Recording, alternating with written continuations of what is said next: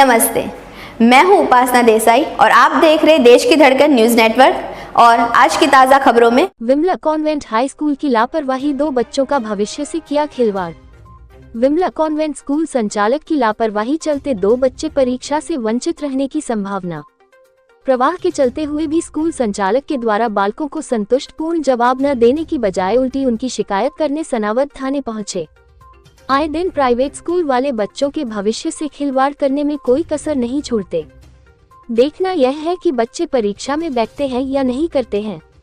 माध्यमिक शिक्षा मंडल की 10वीं बोर्ड परीक्षा में Vimla higher secondary school Sanawad की कथित लापरवाही से 2 छात्रों के परीक्षा फॉर्म नहीं भरे जा सके, जिसके कारण शुक्रवार 21 फरवरी तक उनके प्रवेश पत्र जारी नहीं हो सके, जबकि 27 फरवरी से बोर्ड की परीक्षा प्रारंभ होना है।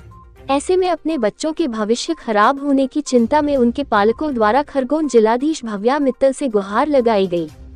छात्रों के शैक्षणिक भविष्य के रहते जिलाधीश मित्तल द्वारा तत्काल पहल की जाकर समाधान हेतु माध्यमिक शिक्षा मंडल भोपाल को पत्र लिखा गया, ताकि संस्था कोड 542011 के छात्र दिव्यांशी मोहन नामदेव और गर्भपिता लोकेंद्र सिंह पटेल को परीक्षा फॉर्म ऑनलाइन भरने की विशेष अनुमति दी जाकर उन्हें प्रवेश पत्र जारी हो सके।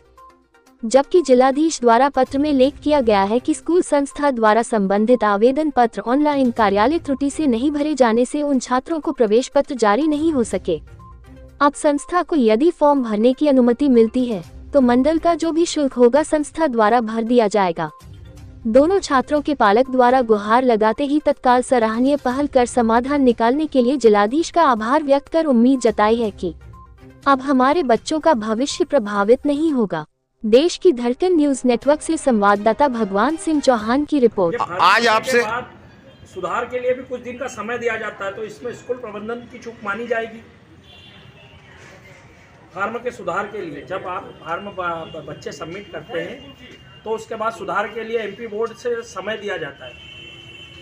अब इनके भविष्य को लेके क्या होगा मैम? हमको सुधार के लिए टाइम नहीं दिया था सुधार, क्योंकि हमारा आखिरी में हुआ था सितंबर 28 का लास्ट था, सितंबर 28 को अभी वोटर को कर दिया। जो बच्चों को लेके क्या निर्णय लिया जाएगा, इसका जवाबदार कौन रहेगा? अभी इनको भविष्य अगले साल इनको रजिस्टर कर परीक्षा दिलवा देंगे। और पूरा एक भी पैसा भरने की जरूरत नहीं। बच्चों को स्कूल फीस भरने के बाद नहीं भरते हैं तो आप परीक्षा में बैठने नहीं देते हैं, तो स्कूल फीस भरवाने के बाद परीक्षा में क्यों नहीं बैठने दे रहे उनको? ये लापरवाही कैसे हुई? ये मैं अभी का प्रॉब्लम को सोल्व कर रहा हूँ। अभी का जो प्रॉब्लम हुआ है उसको मैं सोल्व कर रहा हूँ, कर बता रहे हैं कि इनका मैं अगले साल ये, क्योंकि सचिव का ऑर्डर था कि नहीं मिल पाएगा, इसलिए अगले साल लोग परीक्षा लिखेंगे, फॉर्म भरेंगे और कोई भी एक भी महीने का फीस लोग बच्चे पढ़ने का। बात फीस की नहीं है, बच्चे के भविष्य की है। उसका 1 वर्ष खराब हो रहा है। अरे शांति, बच्चे का भविष्य खराब हो रहा है, उसके बारे में आप क्या कहोगे? आपके स्कूल को 1 साल पीछे कर सकते हैं। 1 साल आप आपके स्कूल का आप आपके स्कूल को 1 साल पीछे कर सकते हैं।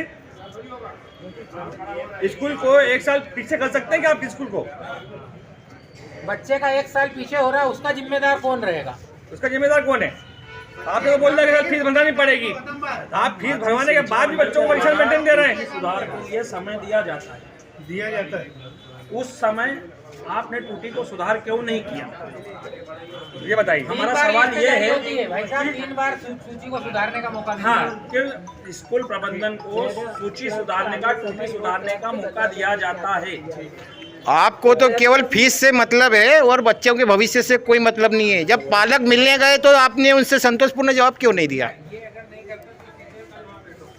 स्कूल का टाइम 2 बजे तक है, 2 बजे तक मैं स्कूल में तो 2 बजे बाद फीस नहीं लेते क्या आप?